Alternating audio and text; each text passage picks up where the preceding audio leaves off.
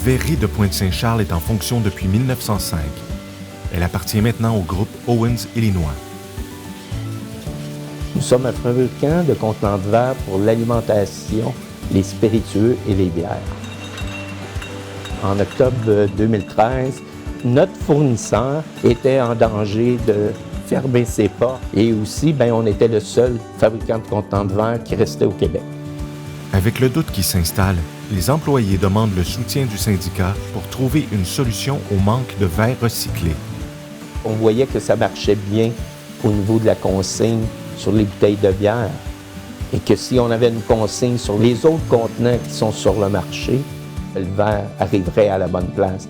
C'est lors de l'Assemblée annuelle des métallos en 2015 que les employés de l'usine présentent une première résolution pour faire pression sur le gouvernement. Qu'il soit résolu que le syndicat des métallos, de concert avec la FTQ, poursuive les démarches afin que soit instaurée une consigne sur tous les contenants de verre.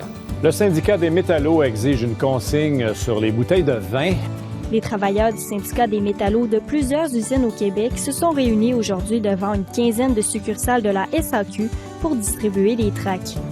Merci encore à tous les gens qui nous ont aidés dans les sacs. Ça a été un fier succès de la solidarité des métallos.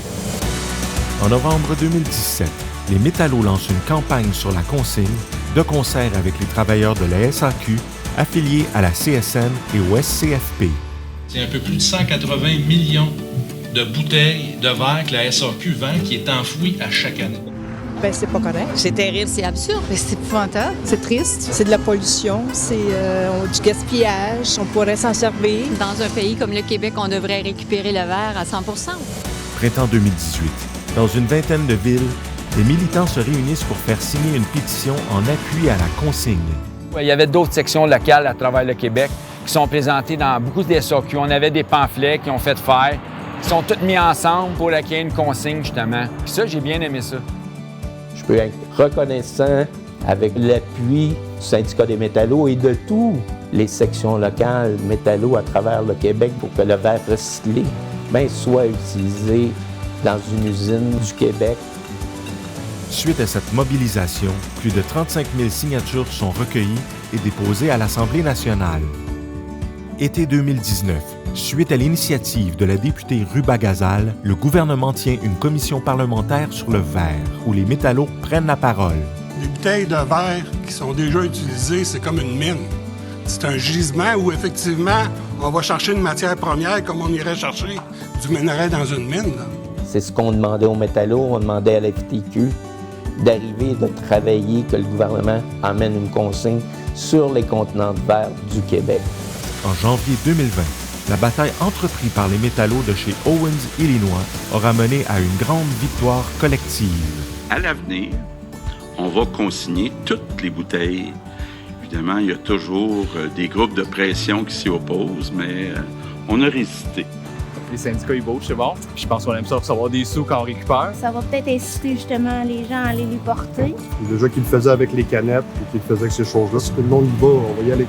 Ça fait longtemps que ça aurait déjà été fait. Très d'accord à 150 %.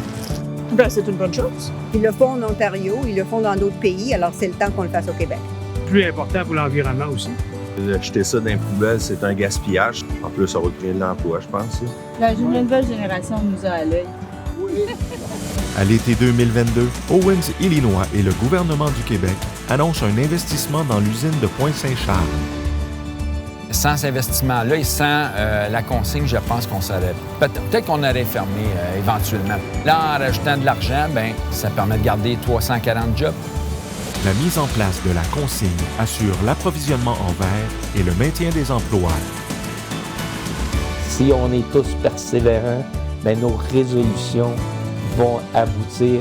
Puis les métallos, c'est ça.